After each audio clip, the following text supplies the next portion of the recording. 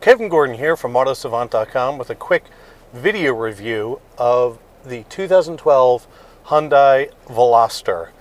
The Veloster in the small, compact, sport eco segment, is a unique offering, competing with cars like the Honda CR-Z and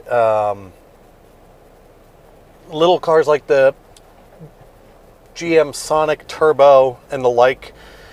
It stands out in the fact that it's got 3 doors instead of the standard coupe two on the passenger side, both forward opening and 1 on the driver's side. Lives on the passenger side, of course, so that curbside access is easier. By having 1 driver's door, it makes it a little bit easier to get in and out of the driver's seat. This Veloster is outfitted with both the Style and Tech package. The Style package gets you bigger wheels, this very nice panoramic sunroof, which makes a compact little car. I'm 6'1", I've got some headroom in here, and the lightness that comes in really makes it feel not as claustrophobic as a small car might. The Tech package gets you the upgraded nav, upgraded stereo, backup camera, rear parking sensors, and push button start with smart key, which is still in my pocket. With the Style and Tech package and a manual transmission, this car comes in at $21,400 plus I think about $700 in destination fees. It's good money for value. You really do get a lot of extras that I think would be wanted in this segment. And I think a lot of people target this car towards certain segments, and ultimately that sort of winds up being a fail because it is $21,000. It isn't like a bunch of fresh out of high school kids are going to have $21,000 to throw away on a car. But it makes actually a really nice commuter car. It's stylish. Everybody who's seen it has had very positive reactions to it that I've shown it to. And it drives quite nicely. The manual transmission is one of the better ones that I've dealt with recently, and I think a lot of that's to do with the fact that they put a really nice clutch engagement in with the transmission. These Hyundai transmissions are reasonably short throw. They're somewhat notchy, but you get positive engagement between the gears. Reverse is over to the left with the pull-up knob to make sure that you don't hit it by mistake.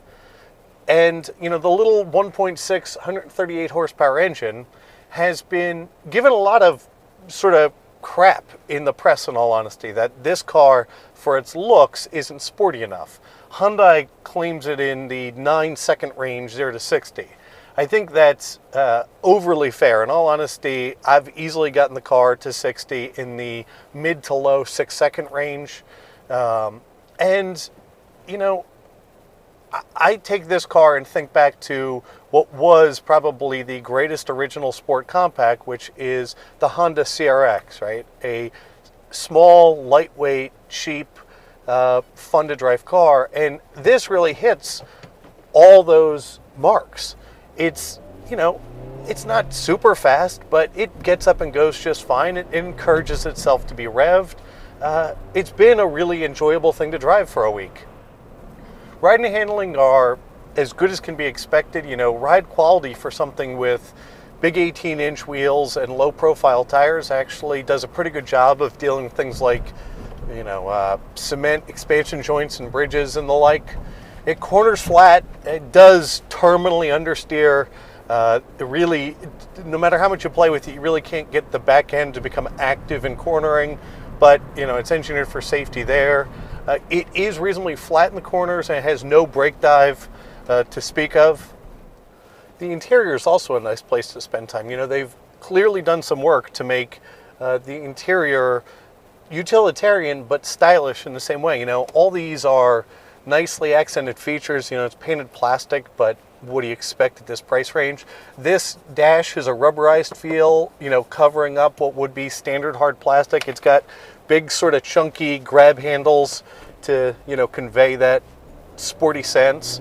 All the controls are reasonably logically laid out. I think in this design the only thing I've missed are buttons for the presets on the radios, but in all honesty, they're sort of a dying breed these days. And I'll post a second video just talking about the infotainment system and the stereo in the Veloster. Seating comfort in here is great. You know, the steering wheel is both tilt and telescope. The seat is 6-way adjustable with manual height adjustment. The bolsters on these are just about the perfect mix between sporty and comfortable. You know, the cloth seats wind up being grippy, while the, you know, leatherette side bolsters do a good job of keeping from wear and tear as you drive them and live with it.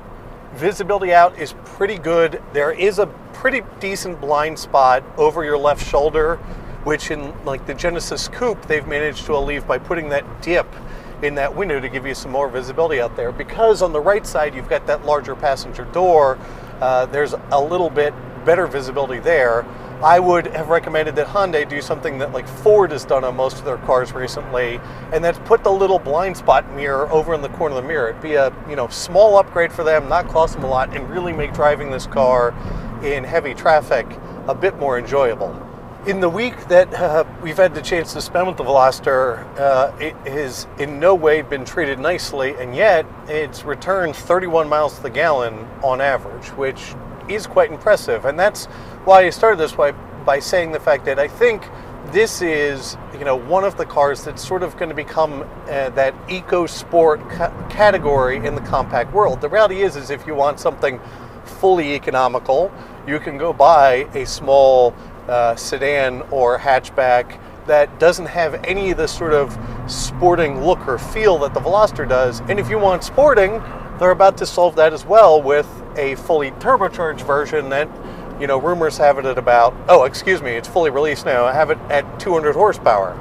So it does a good job of splitting, you know, sport and economy. It's a comfortable place to be. For how well equipped it is, at 21.4, it seems to be pretty good value for money. So, you know, I think we'd have to put this down as a recommend to, at a minimum, drive in the segment if you're looking for something like this. So there you go. Quick video review from Kevin Gordon at Autosavant.com. I look forward to talking to you guys soon.